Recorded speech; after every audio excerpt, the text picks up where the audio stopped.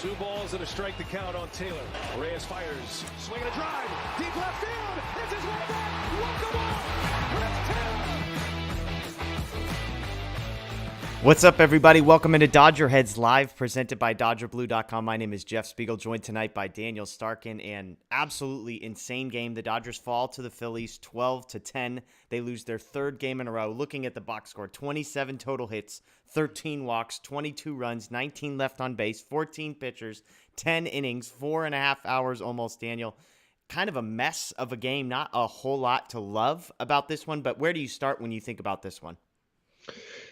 Yeah, it's 11:35 right now. Like you just said, 4.5 hour game, and I'd say 96% of it was annoying. So that was not fun. Credit to the offense, they put up 10 runs.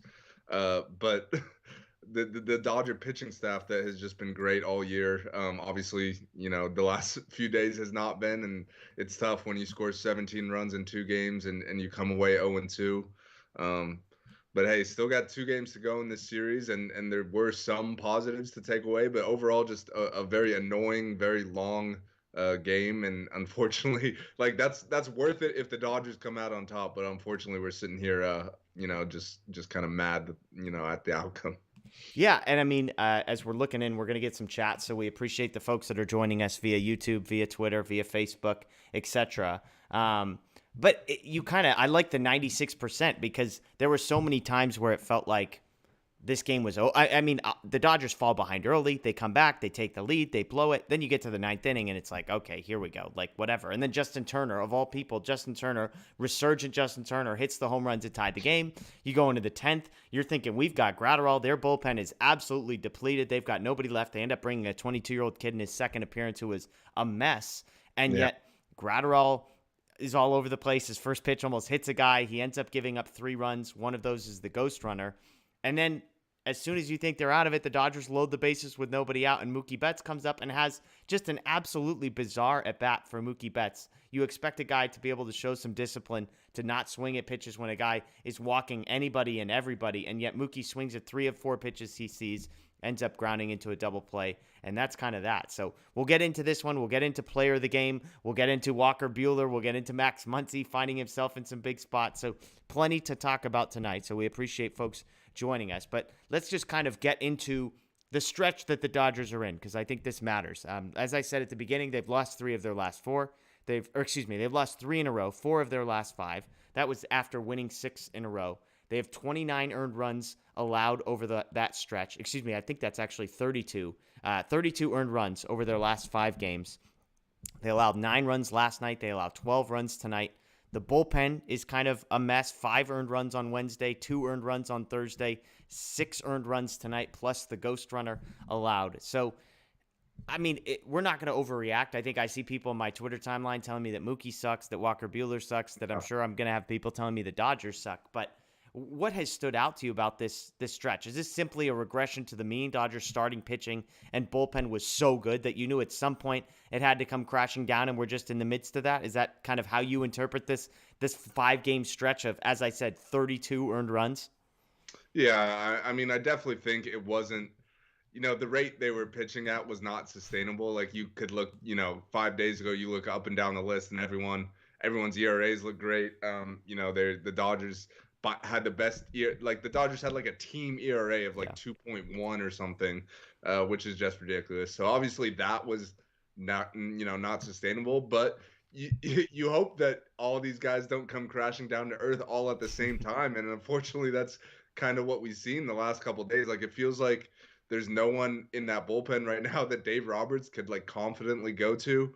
The starters who were great the last couple of days have not been great. And also, Clayton Kershaw goes down. So the starting rotation is not, looking quite as strong as it did, a few days ago. So it's unfortunate. I don't think, like you said, I don't think we don't need a panic here. It's still, the Dodgers still got a great record. This is just a little rough patch here that every team is going to hit over the course of a 162 game season. But that doesn't make it any less annoying as you're sitting there watching reliever after reliever come in, and none of them can throw strikes, and when they do, it winds up right down the middle, and they give up a double or something. So it's definitely been really frustrating. I think that's the beauty and the frustration of baseball is that you sit there. I mean, we just watched, if you sat through the whole thing, almost 4.5 hours of baseball, and you can get so consumed with what you see in front of you, which, as you said, is relief pitcher after relief pitcher after relief pitcher. I mean, basically every reliever except for Craig Kimbrel looked pretty bad, I would say, for the Dodgers tonight. And you could include the starting pitcher, Walker Buehler,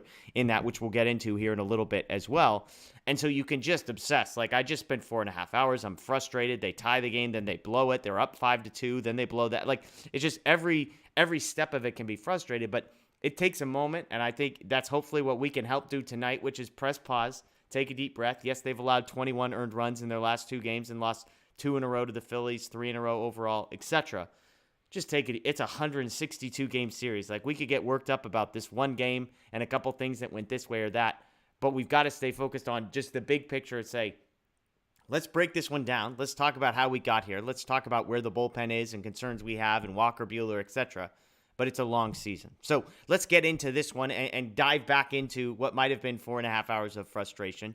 Top of the second, Walker Buehler gives up 2 runs. This is to Bryson Stott. Going to be honest, Daniel, I had to Google who Bryson Stott was.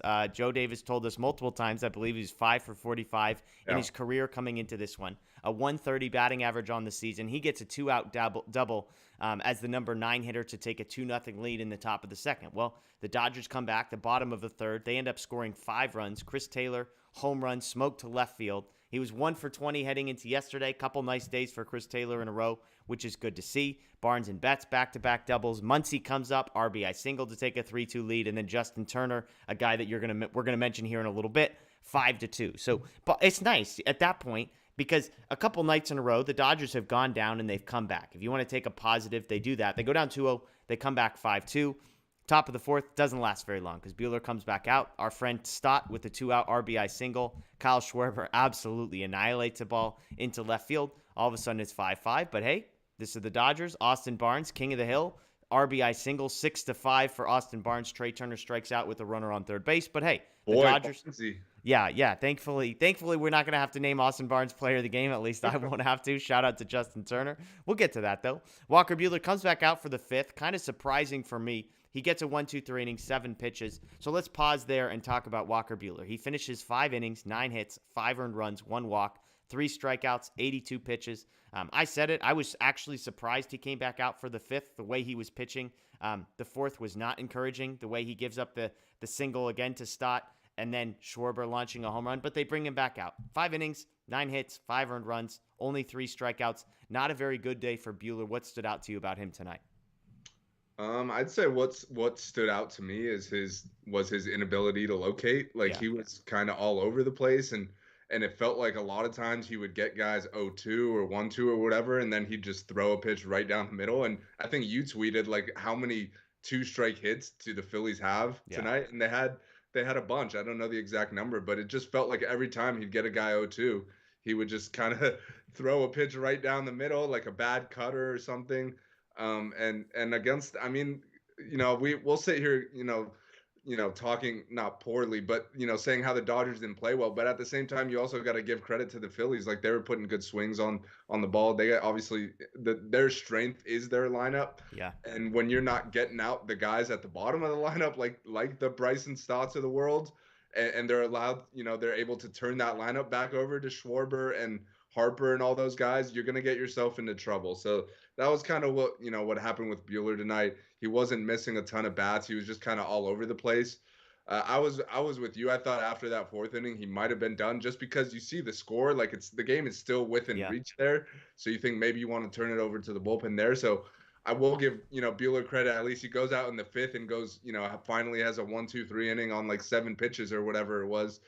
So credit to him for at least giving them 5 innings in this stretch where they're playing 31 games in 30 days or whatever. So you want to try to save the bullpen as much as possible. But outside of that, this is probably his, the worst we've seen him look in, a long time. Now, I'm curious, 82 pitches, was there any thought in your mind that he would come back out for the 6th inning? Because as you said, I mean, clearly the Dodger bullpen was in rough shape guys have been performing badly and have started to get to a point where they're being used heavily. Would you have even considered bringing him back out for the 6th inning after a quick 7-pitch 1-2-3 fifth? I honestly, I would have been fine either way. I think it was kind of the bottom of the order that was coming up in that 6th inning. So I didn't mind going to Vesia there. They had a couple lefties. You know, they got Schwarber at the top. That Bryson Stott guy's a lefty. Obviously, we'll get to Vesia in the bullpen, but he looked awful. So Yeah. hindsight, I'd say you probably you send Buehler back out there.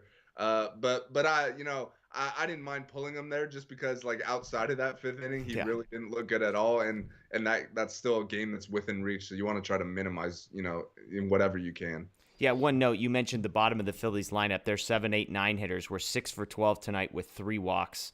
They scored 5 runs, and then Stott had 3 RBIs. And so good stuff from them. And I think they put up a graphic at some point saying the 7, 8, 9 hole, like the Phillies have the best OPS in baseball. The Dodgers have the second best. I made a joke about how don't show me the Dodgers 4th or 6th OPS.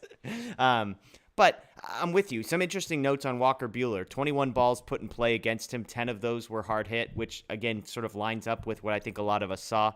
Here was maybe the most concerning number. People want to talk about Walker Buehler's velocity. His fastball velocity was actually up over his season average, about 0.6 miles an hour. There were 11 swings on his fastball. He missed 0 bats with his fastball tonight. 0 whiffs on 11 swings. The curveball, the second most popular pitch he threw, 11 swings on that, just 2 whiffs. So he threw 44 fastballs and curveballs and saw 2 of those swung at and missed. That's a pretty not ideal number. Now, to the people, though, on the flip side saying Walker Buehler struggled, Walker Buehler's bad. Remember, his last 3 outings coming into this, 21 innings pitched, 1 earned run, 13 hits, 3 walks, 21 strikeouts. And so, again, we can't overreact to just one moment here and say, oh my gosh, Buehler's been a mess all season. He had a few, I would say, iffy starts to begin the year, 3 great starts, and now another one that wasn't that great. But to sort of over amplify this one alone and say, oh, look, this is what Walker Buehler is, I think would be a mistake. So the Dodgers also, just to kind of wrap a bow on that, I also think we also got to cut him a little slack just because we're not really sure when he found out he was going to be pitching today. Yeah, it's a great point. He was supposed to be pitching tomorrow, so he was likely preparing all week to pitch tomorrow. I don't know if he found out this morning, last night, or whatever, but obviously Clayton Kershaw was supposed to pitch tonight. He winds up going on the IL. So credit to Buehler for, going out and taking the ball. Otherwise, it probably would have been a bullpen game. So I guess you got to give him some credit there. Maybe that had to do with his lack of effectiveness. Like he's still on he wasn't on 3 days rest, so he was on 4. But the Dodgers have been giving guys extra rest pretty much this whole season so far. So that could have messed with his messed with him a little bit and led to his kind of lack of command. But yeah, I'd say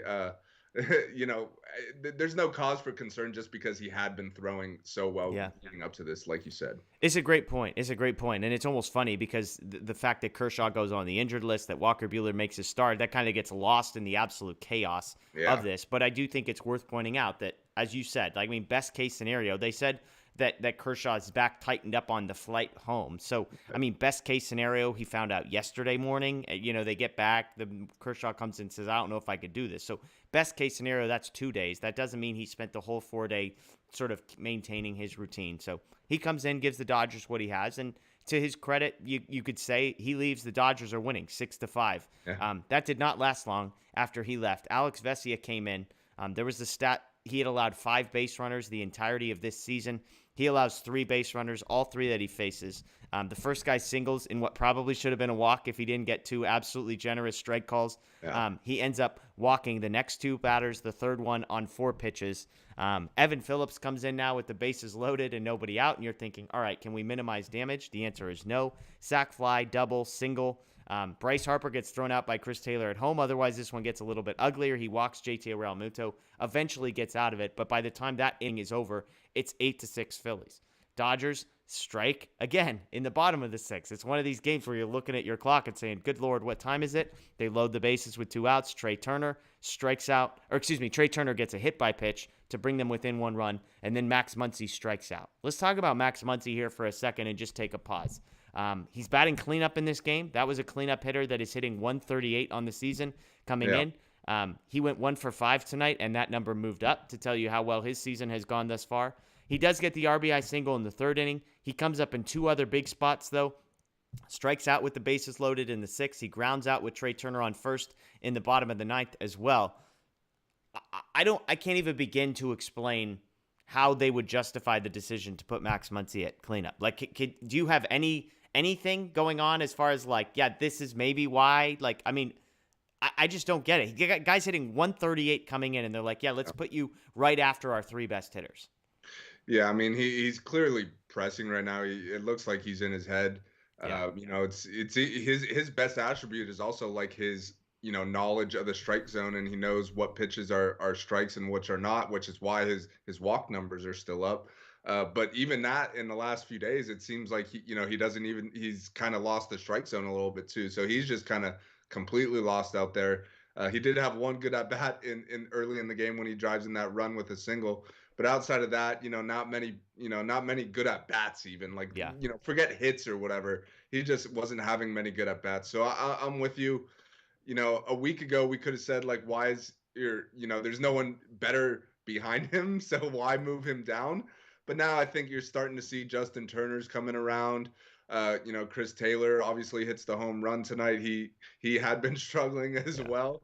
But I think there's kind of got, Will Smith when he's in there. We like him in the cleanup spot as well. So I definitely think there are better options to where you can move Muncy down, a couple spots, just so he's not coming up in those big spots every time when guys like Mookie and Freddie or whatever are getting on base and it's second and third, 2 outs or whatever, and Muncy's just up there looking for a walk as opposed to trying to drive and run. So I definitely think he's pressing. He's in his own head and probably could benefit from maybe a day off or 2 and then kind of moving down in the lineup a little bit. Yeah, I mean, like, look, when it's as you said, his eye has his greatest attribute, and yet we're seeing him watch strikes go right down the middle. People pointing out that he was arguing a strike that was right down the middle at one point. And, as you said, he does get the RBI single in the 3rd, but you go back and look, I mean, it's a 90-mile-an-hour exit velocity, basically ground ball. So it's not exactly like he's, roping balls somewhere. Like even the RBI single that he got was, I expected batting average of 570, so it was hit to the right spot, but it wasn't necessarily a hit that inspires confidence in me, I guess is what I would say. People are asking in the chat, I think it's a fair point. I mean, like, at what point do you say, like, if it was up to you, you'd give Max Muncy a couple days off, get Edwin Rios some more at-bats? Because Rios has been good. Yeah, I definitely would, just because, like you just said, Rios has been swinging the bat well. Position-wise, it's not a concern. They play the same position. So I definitely would give him a day or 2, kind of, just reset his mind a little bit. It seems like he's just kind of thinking too much when he's in the box. So I definitely think I'd get Edwin Rios in there. He's been, tearing the cover off the ball the last few games. So yeah, I'd do that at least. I don't know who's pitching tomorrow for the Phillies. I don't know if it's a lefty or righty, but I definitely would do, get him out of there for a day or 2. Yeah, and I mean, Muncy, I'm guessing, is out tomorrow because they've announced Will Smith as a designated hitter. So I'm guessing that means that Justin Turner just plays third base. I think it is a lefty pitching tomorrow. It's Ranger Suarez. So okay. I would expect probably Muncy against the lefty to probably get a day off there. Yeah. And if Smith does DH, it'd be his first time. He's coming back from injury, and is expected to play the 3 games after that. And so that would seem like either Rios or Justin Turner playing third base. That kind of fills all your holes there. So. As we said, 6th inning, Max Muncy strikes out with the bases loaded. Dodgers still trailing by a run. Tommy Kahnle, scoreless inning, but good Lord, that was an adventure. Gets a double play on a line out behind the guy at second base. Top of the 8th, Bryce Harper hits a home run off of Phil Bickford. So now all of a sudden it's 9-7. Kimbrel comes in the 9th. Let's pause. Let's have the conversation on Craig Kimbrel. A night ago, last night, Dodgers are in a 7-7 game. Heading into the 9th inning, Craig Kimbrel has not pitched in a number of days. Craig Kimbrel does not get brought into that game. Daniel Hudson is left in. He gets the first out. He puts the next 3 runners on. The bases are loaded. It's still a tie game. Craig Kimbrel is still not in that game. He ends up giving up a wild pitch, a sacrifice fly. Philadelphia wins. Craig Kimbrel, a night later, down 9-7, comes into the 9th because they want to get him some action. I'm not trying to pile on to Dave Roberts here. Some of these things, it's like, I try and put myself in somebody else's shoes and say, all right, Jeff, get yourself to a point where you can understand this. it's a non-save situation last night. Like there was never going to be a save situation because it's already the ninth inning. So, it's going to be a walk-off or whatever. I just don't get it. Yeah, I'll say that the answer that Dave Roberts did give last night is that it was the bottom of the order coming up, I guess. So he felt, comfortable going to Hudson there and then maybe save Kimbrel for the 10th or whatever. But hey, if you can't put up zeros, there ain't no 10th. So Yeah. that's usually when you see, in the ninth inning of a home game, a tie game, you go to your closer there just because, like you just said, there's not going to be a save opportunity. Kimbrel hasn't had a save. It feels like he gets like one save opportunity every 2 weeks. So I definitely agree. Obviously, he should have pitched last night. I don't know if that would have changed the result. Who knows? I will say though, he looked, pretty good. You tweeted about it. Tonight was probably the best he's looked all year. The fastball is up to 97. So that's a good sign at least. But yeah, you definitely want to get him in there when it's a tie game or whatever, as opposed to when you're losing. I feel like it's happened a lot over the last few weeks where it's like they finally get to the point where they just have to put Kimbrel in a game where it's like either lopsided one way or the other or whatever, just because he hasn't pitched at all like the whole week. Like he hasn't pitched since last Saturday before tonight. Yeah, he looked great. I'll give him that. I mean, that's the positive I said. Like, I remember at the beginning of the year, his spring training numbers were terrible. His first appearance, the velocity is down, and you're just like, what exactly did we trade for? We got him tonight. I mean, the breaking ball's nasty. He's touching 98 on the gun, so good to see that. Error by Muncy makes that a little bit interesting. Infield single against the shift, but Kimbrel gets out of it. We get to the bottom of the ninth. Trey Turner, leadoff single. What do you know? Max Muncy right back in the thick of things. He grounds out in what was nearly a double play ball. Thankfully, it wasn't because Justin Turner comes up right after him and smashes the ball into left field to tie this game. I can't say enough. I mean, we've talked about the Muncy, Turner, Bellinger, and who do you believe in and who do you not. I was skeptical of Justin Turner. It sure seems like these last 4 or 5 games, Justin Turner turns it on, and that ball was absolutely smashed. Yeah, I mean, it's obviously great to see. He's really struggled to start the year, but he's also, he's a notorious slow starter. So even though he is starting to get up there in age, I don't think he's ready to be, put out to pasture just yet. And hey, this is a lineup where you look up and down. There's not too many guys that are swinging it well. So if you could get JT going, have him in the middle of your lineup there, that's obviously, a great sign. He's known to be, one of the clutch, most clutch Dodgers of all time, and he proved it again tonight with that home run.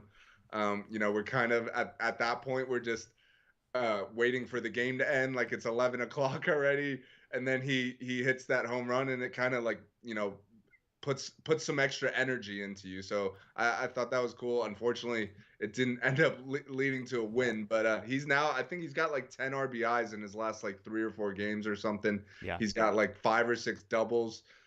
He now has the home run, so that's great to see. Hopefully he could continue that and get going, because the first month or whatever, we're definitely not a pretty sight. Yeah, so his last 4 games, one of which he did not start, he came in as a pinch hitter. As you said, he's got 10 RBIs. He's got, he had 4 doubles heading into tonight. What did he have? Did he have 1 double? 1 double. So yeah, so 5 doubles in his last 4 games. Obviously, he's got the 4-hit game against Pittsburgh. He gets the pinch hit RBI double last night, and then tonight he goes 2 for 5 as well with 4 RBIs and a run. So good to see Justin Turner sort of figuring things out. There was a quote that he sort of felt like he figured some things out in Chicago. So we'll cross our fingers and hope that is the case. So we head to extra innings, and again, the Dodgers at this point, you feel like we've got the bullpen advantage. Bruce Gratterall coming in. He gets the first out. They move. Alec Baum grounds out to the right-hand side, moving the runner over to third. They intentionally walk Bryce Harper, which was absolutely the right decision, the way that guy has been hitting the cover off the ball.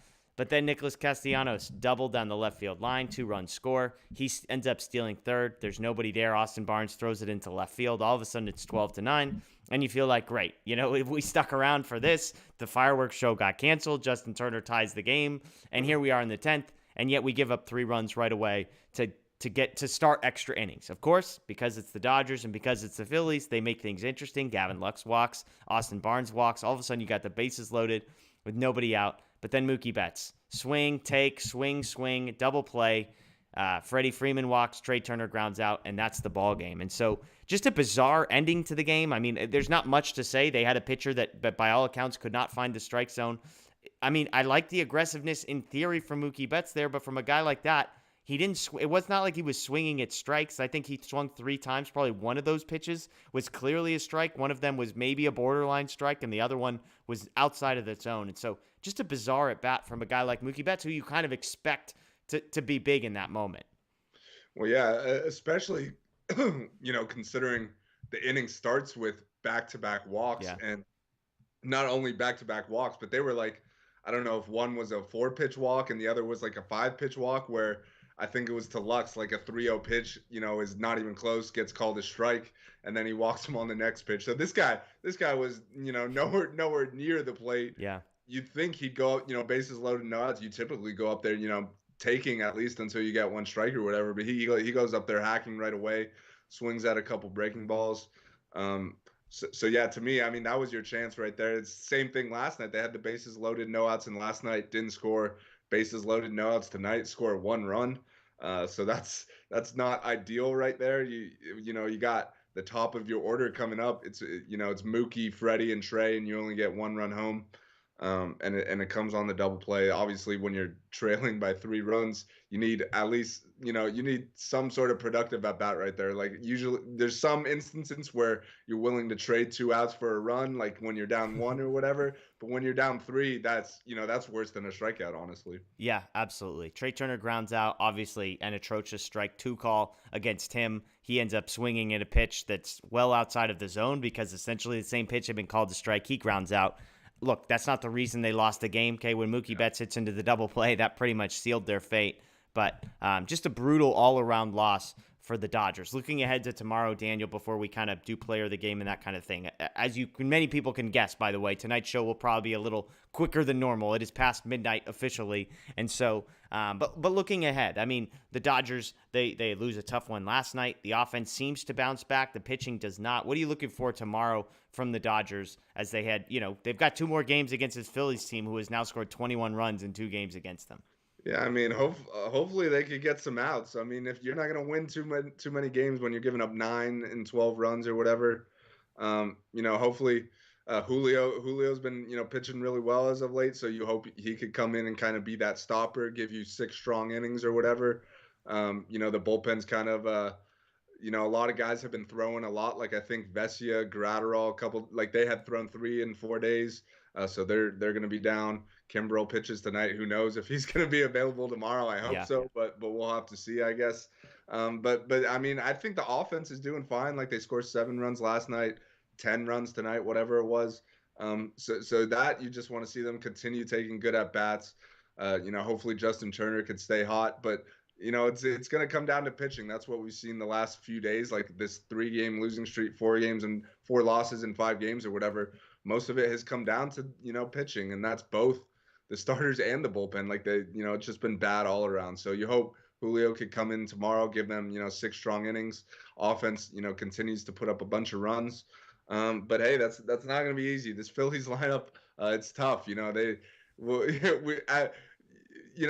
thought coming into the season that they'd kind of be in the mix for a postseason spot, and that was because of their lineup. Like it's not because of their bullpen, as we've seen. Like their bullpen has kind of lived up to what you would expect. Like they've kind of been daring the Dodgers to come back in these games, and they haven't been able to get over the hump. But we know that lineup's going to be good. Bryce Harper has a partially torn UCL or whatever it is, and that's obviously not affecting him at the plate. No. He's been unconscious. My fantasy team appreciates it, but the Dodger fan in me does not. So hopefully we could bounce back on the mound tomorrow. This is great. I mean, going back to May 5th, this is the number of total bases that Bryce Harper has had in each game: 6, 5, 0, 3, 4, 1, 6, 8. So there you go. The good news, if you're the Dodgers looking at sort of his career against Julio Urias, he has 9 at-bats against Julio, is just 1 for 9.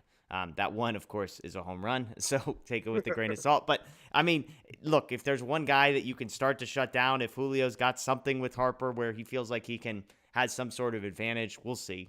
Julio, 2.1 ERA on the season, 23 strikeouts. Suarez, 3.68 ERA, 3-1 record for him. So not exactly a pushover when it comes to the Phillies matchup there. A couple other notes, just looking at some guys who have struggled. I mean, look, these are guys we've talked about a lot. Cody Bellinger is now in a 1-for-22 stretch. Gavin Lux is in a 3-for-19 stretch. Those are the only two Dodgers, I believe, tonight that did not reach base. Cody Bellinger was 0-for-4. Both guys were 0-for-4 with a walk, so they both reached base. So the only two not to get a hit.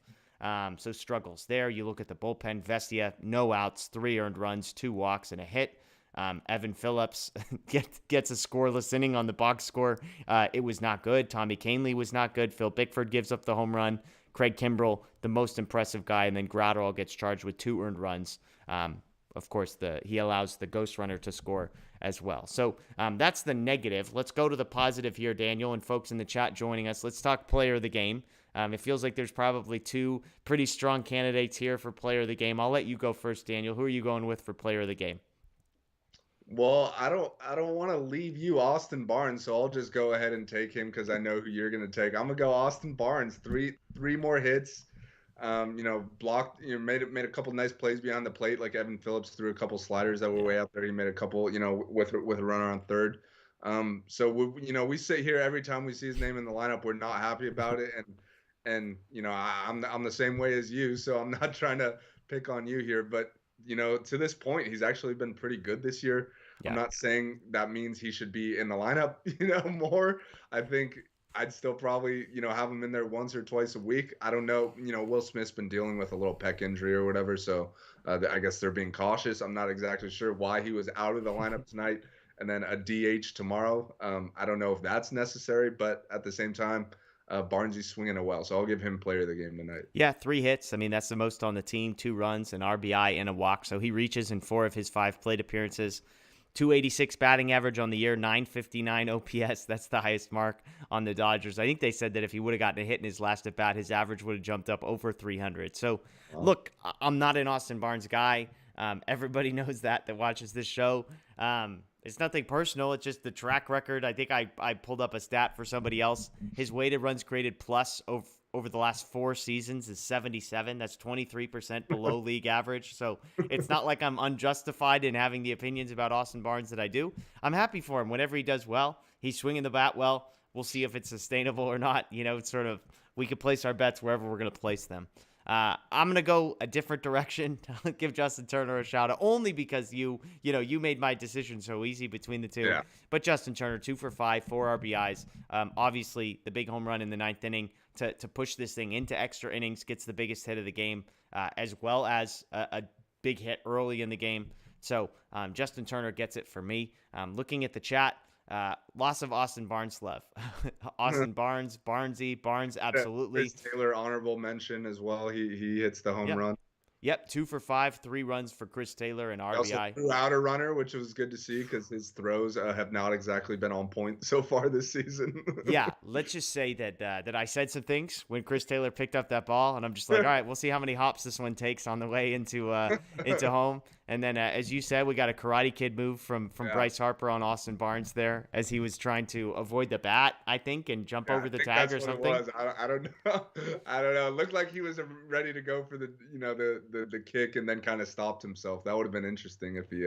And to be fair, he clearly waited after that play to make sure that he could communicate to Austin Barnes like, "Hey, my bad, man, my bad." So, and then I think he said something right before his next at bat, which was about 6 seconds before he launched Phil Bickford's pitch into right field. At that point, he was probably saying, "Watch this" or something. Yeah, he might have been.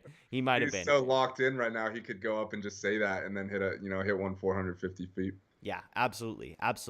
Okay, well, let's close out the show briefly with the news that comes out this morning, which is Clayton Kershaw goes to the injured list. It's some sort of joint that is down by your pelvis. I mean, this is a body part that I'm not super familiar with. There are people that have connected it to a back. I think Dave Roberts said there is a similar sort of a thread that runs between this and a back injury that he's dealt with. The report was he was feeling fine. He gets on the plane from Chicago to Los Angeles, and then all of a sudden, Pittsburgh to Los Angeles, and then everything tightens up on him. He ends up going on the injured list. I mean, we don't know a ton here about what level of concern. He was in the dugout. He was giving Walker a high five before the game. He was up on the railing after Justin Turner hits his home run. So I'm full that this is just sort of a precautionary, like, hey, we don't want this guy making 32 starts this year anyways. Let's save him. Let's rest him. If we've got a reason, we can retroactively do this, yada, yada, yada. I mean, where are you at level of concern with the Kershaw news?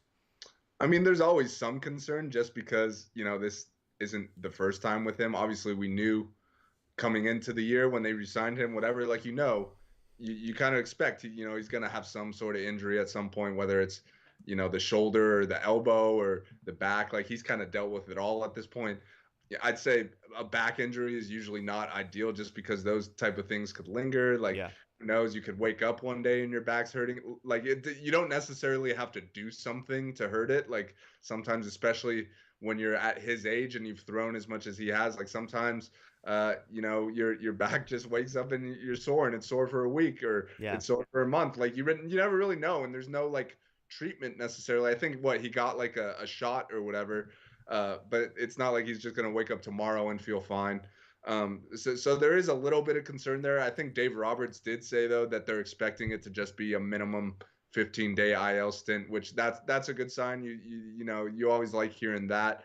I also think that if he's not ready by then, like, they're definitely not going to rush him back by any means, even though like the starting rotation isn't exactly in a great state right now. Yeah. I don't think there's any reason to rush Kershaw back and risk further injury just because, this is a long season. You saw how badly they missed him in October last year. Like, you need him in October. Plus, he's been pitching so well. So, he's, as long as he stays healthy, he's still performing at a high level. So you want to make sure you can minimize this. If it's a 2-week thing, if it's a 3-week thing, whatever, like, just get it out of the way and get him back healthy and throwing well. That's the key. So it's unfortunate, in a stretch like right now where they got 31 games in 30 days, you need all the starting pitching you can. So that's unfortunate in that aspect, but at least we're not in the middle of September right now. And they're gearing up to get ready for the postseason, and this happens. Like, at least it's May, and they still got plenty of time. And if you need to go out and acquire a starter like in a month or so, you could always do that as well. Yeah, and Ryan Pepiot already with the big league club, so you've already kind of made that deal. He won't be ready to pitch sort of when they need some help this weekend. But, beyond that, they could stack their rotation in a way where Pepiot could just become the fifth starter for a little bit. Michael Grove, another name that's been mentioned. Shout out to guests of the Dodgers Head. Friend of the show. So that'll be fun. I mean, we get two interviews and both those guys debut within a few weeks. It's like, man, we're going to start getting phone calls to be on our show. But circling back to the Kershaw thing, this is from Matt Moreno earlier. Said he does it. Kershaw saying, quote, "I don't feel great, but he did receive an epidural. They did take an MRI. No changes, no damage from that. Says he'll be ready, expected to come off the IL once the 15 days are up. So that's good news. Garrett Clevenger, go Ducks, called up to take his place on the roster. So some decisions for the Dodgers this weekend as far as the pitching staff goes. But it does feel like, hey, precautionary. Get the epidural, get yourself feeling better. MRI, good news there. Hey, we'll just take a couple weeks, catch your breath, make sure everything's feeling good. As bad as a back injury sounds, it's better than an elbow injury. It's better than a shoulder injury. And so, other than like a strained hamstring or something like that, you could do worse than a back injury or pelvis injury. I don't even fully understand what part of the body we're talking about. Kershaw didn't want to say. Dave Roberts did say. So there you go. But all right. Well, that'll do it for us tonight. Again, late game, late show. We're past midnight here. So we appreciate the folks joining us. Matt, Laura, THP, River, Daniel, Justin, David, all of you. We appreciate you joining us. A tough one, especially. I mean, it's one thing for this to go late. It's another for it to be after a loss like this one. The Dodgers lose 12-10. As I said, the game that featured 27 total hits, 13 walks, 22 runs, 19 left on base, 14 pitchers, and as Daniel said, about 96% of the time was not enjoyable. Aside from a 5-2 lead that the Dodgers had, I believe, in like the fourth inning, it was pretty much all downhill from there. A Justin Turner home run, little blip bringing us back to even, and then immediately your hopes are dashed after that one. So we appreciate you joining us as always. A couple programming notes. This upcoming week, I'm going to be gone. So no show on Monday, no live show next week, but we will be back the week after that. We'll have obviously content on the Dodger Blue YouTube channel still. So make sure you're subscribed there, ring the notification bell. Check out DodgerHeads, subscribe, rate, review, wherever you get your podcasts. And of course, DodgerBlue.com will have all the latest news and updates throughout the week. We'll be back with you in about a week and a half checking in on all that has happened. That's Daniel. My name is Jeff. Again, thank you so much for joining us. Dodgers lose 12-10, hoping to end that 3-game losing streak tomorrow.